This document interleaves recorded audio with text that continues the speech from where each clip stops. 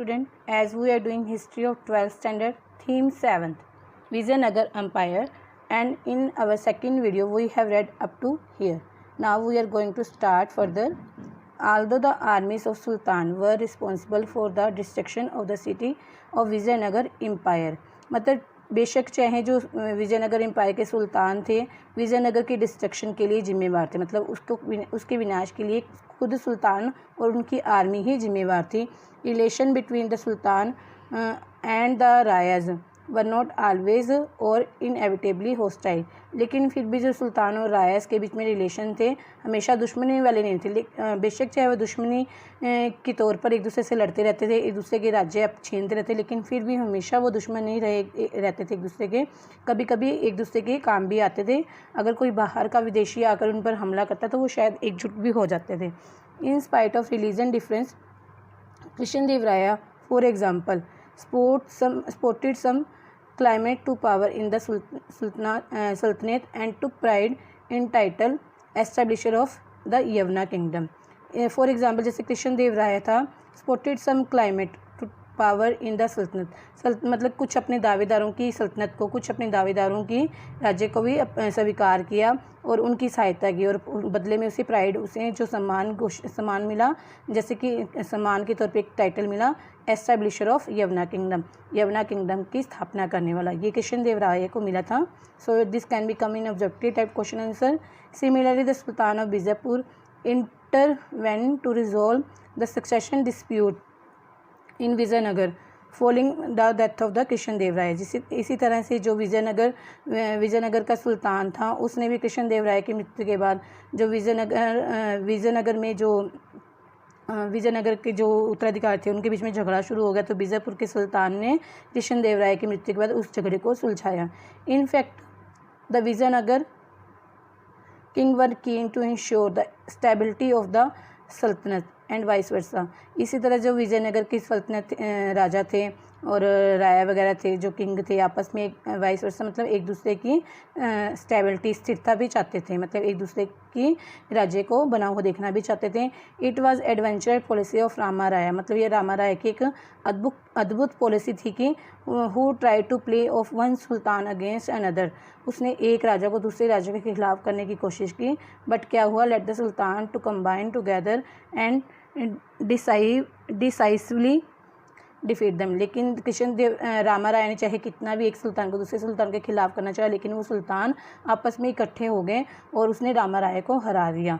इस तरह से देखा जाता है कि सुल्तान बेशक विजयनगर की डिस्ट्रक्शन का कारण बने, लेकिन वो उनके संबंध हमेशा इनएविटेबली मतलब हमेशा दुश्मनी वाले नहीं थे. वो मतलब एक दूसरे के काम भी आते थे. अगर कोई बाहर से उनको भड़काने की कोशिश करता तो वो एकजुट भी हो जाते थे. Now see this important point. Yavana is a Sanskrit word. Yavana जो है संस्कृत भाषा का एक शब्द है. Were use for the Greek and other people who enter the subcontinent from north west, जो कि ग्रीक लोगों के लिए और जो नॉर्थ वेस्ट से लोग आते थे हमारे सब कॉन्टिनेंट में, उनके लिए यह वर्ड शब्द यूज़ किया जाता था, यवना.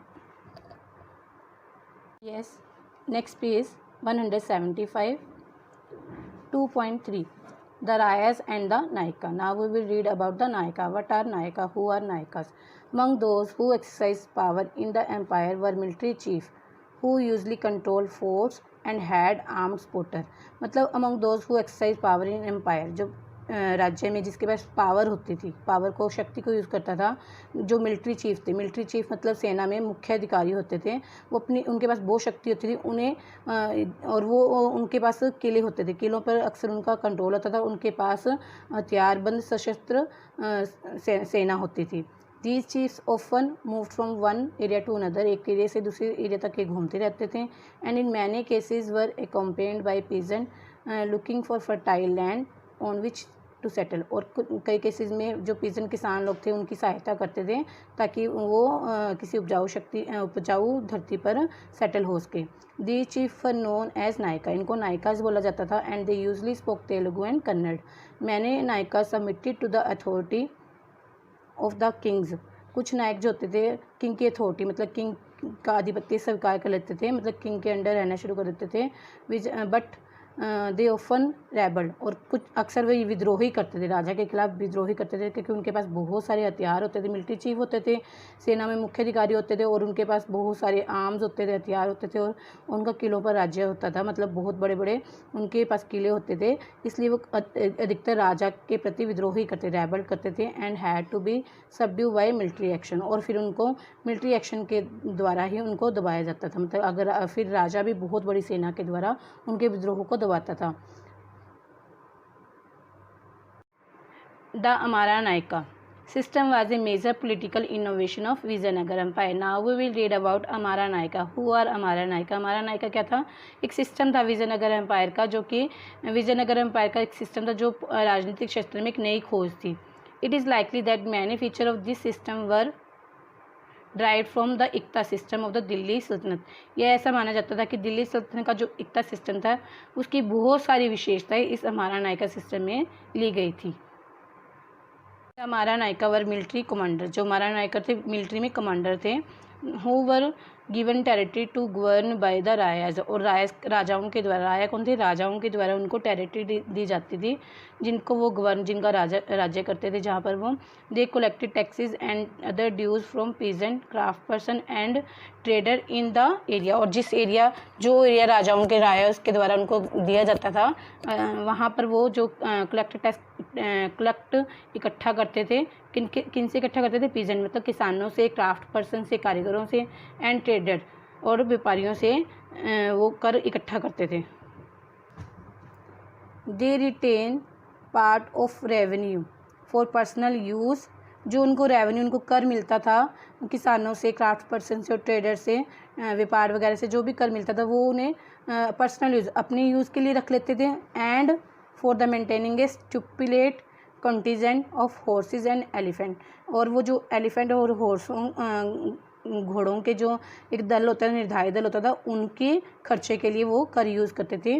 These contingent provide the Vijayanagar king with an effective fighting force with which they brought the entire southern peninsular under their control. अब जो उनको रेवेन्यू मिलता था वो या अपने ऊपर कुछ हिस्सा अपने ऊपर पर्सनल यूज़ के लिए यूज़ करते थे, और कुछ हिस्सा घोड़ों और हाथियों के निर्धारित दल को दे देते थे, ताकि राजा को फाइटिंग करने के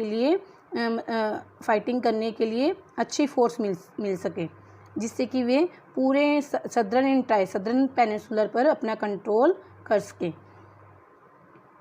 ये student we have seen that जो रेवेन्यू कर मिलता था वो सारा मतलब कि घोड़ों और हाथियों पर भी खर्च किया जाता था, उसमें से कुछ हिस्सा, ताकि जो राजा रायज लोग थे, सुल्तान थे, वो चाहते थे कि उनका जो सदर्न पार्ट था उस पर पूरा कंट्रोल रहे। This is the map and this is the southern part of the sub continent. Some of the revenue was also used for the maintenance of temple and irrigation works। अब कुछ revenue, कुछ हिस्सा जो कर मिलता था उन्हें कारीगरों से, किसानों से और व्यापार से, उसका कुछ हिस्सा वो टेम्पल मंदिर को बनाने में या उनकी मरम्मत करवाने के लिए, और कुछ हिस्सा इरिगेशन वर्क मतलब खेतों के लिए, इरिगेशन के लिए वो यूज़ करते थे, उसका प्रयोग करते थे। अमारा Nykaa sent tribute to the king annually and personally appeared in the royal court with gifts to express their loyalty। मतलब जो अमारा नायका थे, जो मिलिट्री में कमांडर थे, वो जो कर भी इकट्ठा करते थे लोगों से, तो वो राजा को जो कर देते थे, राजा को भी भेजते थे, तो वो एनुअली या तो वार्षिक तौर पर साल में एक बार भेजते थे, या personally appeared in the royal court with gifts to express their loyalty, और पर्सनली खुद भी जाकर तरह तरह के उपहार के साथ राजा को देकर आते थे, ताकि वो अपनी लॉयल्टी, अपनी जो वफादारी राजा के प्रति साबित कर सकें। King occasionally asserted their control over them by transferring them from one place to another। अब जो राजा थे, कई बार राजा भी अपना अधिकार उन पर जमाता था। राजा अपना अधिकार जमाने के लिए, अपना रोज जमाने के लिए क्या करता था, कई बार उनको ट्रांसफ़र कर देता था। जो हमारा नायका थे, सेना में कमांडर, उनको ट्रांसफ़र कर देता था एक जगह से दूसरी जगह पर, क्योंकि राजा को ये जरूरी था कि उनको ट्रांसफ़र करने एक जगह से दूसरी जगह पर, ताकि एक ही व्यक्ति एक जगह पर महत्वपूर्ण ना बन जाए। अगर एक व्यक्ति एक जगह पर रहता है तो उसका उस जगह पर मतलब पूरा दबका बन जाता है, पूरा प्रभाव बन बन जाता है। राजा ने चाहता था कि कोई भी मिलिट्री कमांडर जो है उसका पावरफुल बने, इसलिए उनका एक जगह से दूसरा जगह पर ट्रांसफ़र करता रहता था। However, during the course of the 17th century, many of these नायकास established independent kingdom. इसी तरह से हम देखते हैं कि 17th सेंचुरी में इस तरह से बहुत सारे हमारा नायका थे जिन्होंने अपनी आज़ादी घोषित कर दी थी। मतलब वो राजा के विरुद्ध हो गए थे और आज़ाद बन गए, क्योंकि उनके हाथ में पावर बहुत ज़्यादा थी। क्योंकि वो लोग कर वगैरह इकट्ठा करते थे, वो कर इकट्ठा कर करके मतलब काफ़ी पैसा उनके पास हो जाता था। उन पैसे से वो काफ़ी हथियार वगैरह खरीदते रहते थे, बहुत पावरफुल हो जाते थे और धीरे धीरे वो राजा के प्रति ही विद्रोह कर देते थे। This hasten the collapse of the central imperial structure. इससे जो है सेंट्रल इंपीरियल स्ट्रक्चर जो था, मतलब विजयनगर एम्पायर था, धीरे धीरे ख़त्म हो गया। वहाँ पे जो सदरन में जो एम्पायर था धीरे धीरे ख़त्म होता गया। Now listen this. अमारा इज़ बिलीव टू बी, अमारा क्या होता है, हमारा वर्ड कैसे पढ़ा, is believe to be drive from the Sanskrit words. हमारा संस्कृत भाषा के हमारा वर्ड से ये लिया गया है, जिसका मीनिंग है बैटल और वार, जिसका मीनिंग है युद्ध और लड़ाई। It also resemble the Persian term अमीर मीनिंग द हाई नोबल।